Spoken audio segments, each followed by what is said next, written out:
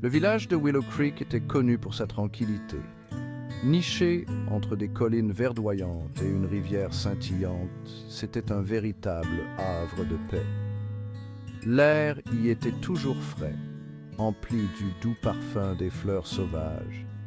Les rires des enfants résonnaient dans les rues pavées.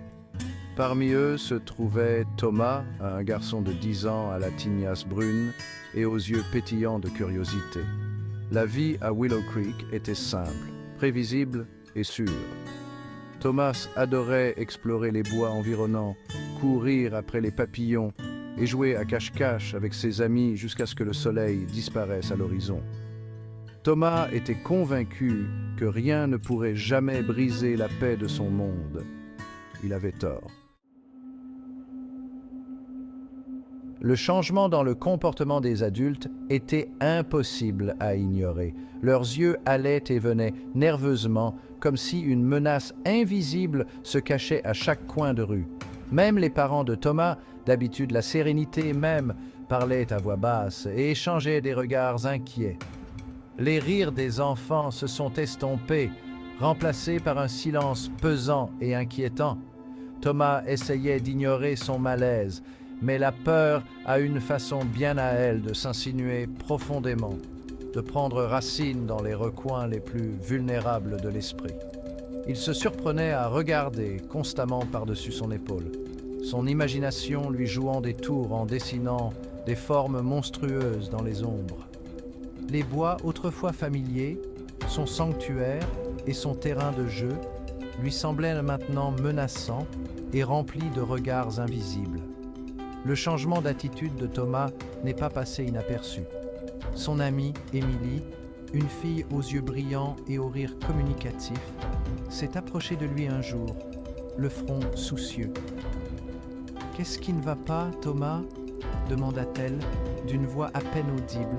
« Tu n'es pas dans ton assiette ces derniers temps. » Thomas hésita, ne sachant pas comment expliquer la peur qui le rongeait.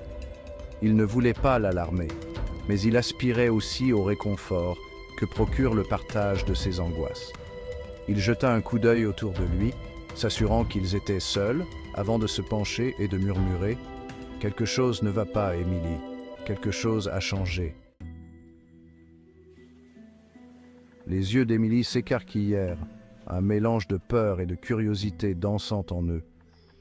Elle aussi avait senti le changement d'atmosphère dans le village, mais elle n'avait pas osé y donner suite. Maintenant que Thomas confirmait ses soupçons, elle sentit un frisson lui parcourir l'échine. « Que veux-tu dire ?»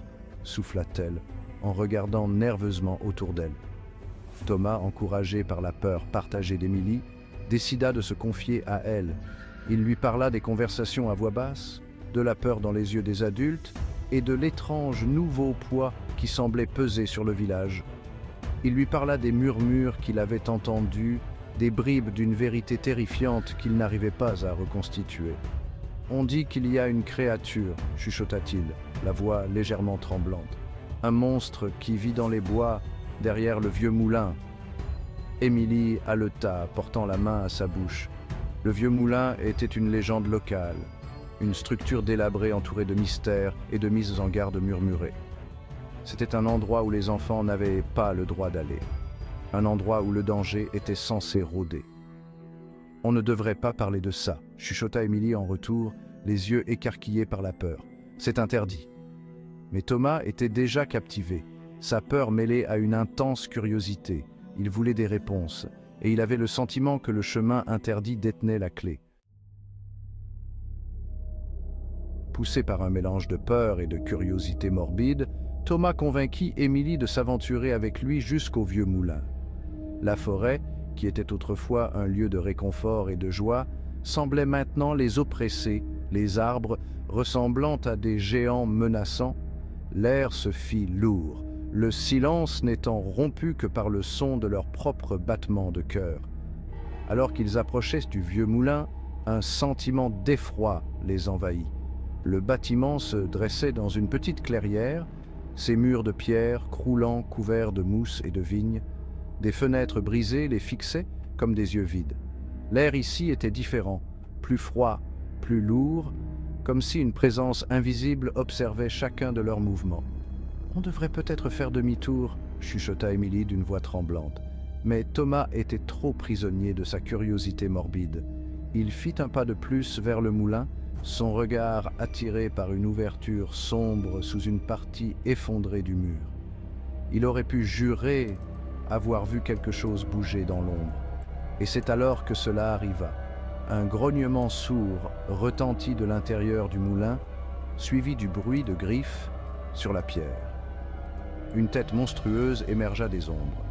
Ses yeux rouges, luisants, fixés sur Thomas et Émilie. C'était une créature différente de tout ce que Thomas avait pu voir auparavant. Un hybride terrifiant de loup et de serpent. Son corps était couvert d'une fourrure mate et sa tête serpentine était ornée d'écailles brillantes. Des crocs acérés dégoulinaient de venin et ses yeux semblaient brûler d'une lumière infernale. La terreur brute et dévorante s'empara de Thomas.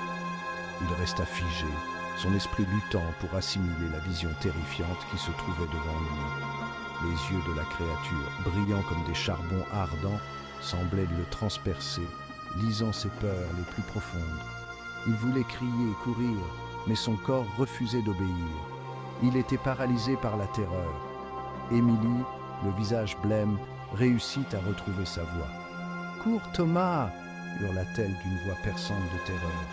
Le son de son cri sembla briser le charme qui retenait Thomas captif. Il se retourna et courut, le cœur battant à tout rompre. Ils n'osèrent pas se retourner alors qu'ils fuyaient à travers la forêt, les grognements enragés de la créature résonnant derrière eux. Les bois n'avaient plus rien d'enchanteur ni de beau, seulement la terreur et la constatation effrayante que leur monde n'était pas aussi sûr qu'ils l'avaient toujours cru. La rencontre au vieux moulin brisa l'innocence de Thomas, le laissant avec un profond sentiment de malaise et un ardent désir de réponse. Il avait vu quelque chose qui défiait toute explication, quelque chose qui remettait en question tout ce qu'il croyait savoir sur le monde. Il était hanté par des cauchemars, les yeux brillants de la créature le suivant jusque dans son sommeil. Il savait qu'il devait comprendre ce qu'il avait vu, trouver une explication à la terreur qui le consumait désormais. Les anciens du village, le visage marqué d'un mélange de peur et de résignation, confirmèrent l'existence de la créature. Ils l'appelaient le Gwyllgi, une créature des ténèbres et de l'ombre, un présage de malheur. Ils racontaient d'anciennes légendes, transmises de génération en génération, qui relataient le règne de terreur du Gwyllgi. On disait qu'il était le protecteur de la forêt, le gardien de secrets ancestraux et un chasseur impitoyable qui ne faisait preuve d'aucune pitié envers ceux qui osaient s'aventurer sur son territoire. Thomas, l'esprit en ébullition, devint obsédé par la découverte de la vérité sur le Gwyllgi. Il dévora tous les livres et parchemins qu'il put trouver à la recherche de la moindre mention de la créature.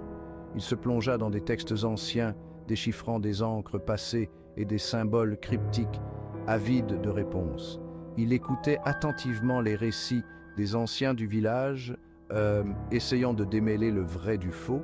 Plus Thomas en apprenait, plus il réalisait à quel point il en savait peu. Les légendes étaient souvent contradictoires, pleines de lacunes et d'incohérences. Le Gwyllgi était-il une créature réelle, une manifestation physique du mal, ou était-ce une métaphore, un symbole des ténèbres qui se tapissait au fond du cœur humain? Les frontières entre la réalité et le mythe commencèrent à s'estomper, laissant Thomas perdu et confus. Les jours se transformèrent en semaines, et l'obsession de Thomas pour le Gwyllgi s'intensifia, consumant toutes ses pensées. Il s'éloigna de ses amis, négligeant ses corvées, ses études et même ses explorations bien-aimées dans la forêt. Le garçon, autrefois plein de vie, n'était plus que l'ombre de lui-même, hanté par sa rencontre et animé d'un besoin désespéré de réponse. Ses parents, inquiets de son comportement de plus en plus erratique, essayèrent de le raisonner, de le retirer du gouffre de l'obsession. Mais Thomas était allé trop loin. Son esprit était prisonnier d'un labyrinthe de légendes anciennes et de possibilités terrifiantes. Il voyait le Gwyllgi partout, tapi dans l'ombre, l'observant depuis les arbres, lui murmurant à l'oreille dans ses rêves. Les villageois, autrefois compréhensifs à son égard, commencèrent à l'éviter, leur peur du Gwyllgi s'étendant au garçon qui en était devenu si obsédé. Il chuchotait dans son dos, la voix empreinte d'inquiétude et d'un soupçon de quelque chose d'autre, quelque chose qui ressemblait à de la peur. Thomas, isolé et de plus en plus paranoïaque, sentait les murs de son monde se refermer sur lui. Le manque de réponse, les impasses et l'isolement croissant finirent par avoir raison de Thomas. Il devint taciturne. Ses yeux, autrefois si brillants, étaient désormais obscurcis par la peur et la confusion. Le rire qui lui venait si facilement avait disparu, remplacé par un silence nerveux. Il avait l'impression d'être au bord du précipice de la folie, le sol se dérobant sous ses pieds, menaçant de le faire basculer dans l'abîme. Il avait commencé à voir les yeux brillants du Gwyllgi partout où il regardait, dans la lueur vacillante des bougies, dans les ombres de sa chambre et même reflétés dans les yeux des villageois. Il perdait pied, son esprit peinant à distinguer le réel de son imagination déformée par la peur. Le village, autrefois paisible de Willow Creek, était devenu une prison qu'il avait lui-même créée, un lieu où la peur et la paranoïa régnaient en maître. Il était piégé, non pas par des barreaux physiques, mais par les chaînes de sa propre terreur et de sa quête incessante de réponses qui semblaient à jamais hors de portée. Et à mesure que les jours raccourcissaient et que les nuits se refroidissaient, Thomas savait que le temps lui était compté. Il sentait qu'il glissait, sa santé mentale ne tenant qu'à un fil. Il était au bord du gouffre, et la chute promettait d'être longue et terrifiante.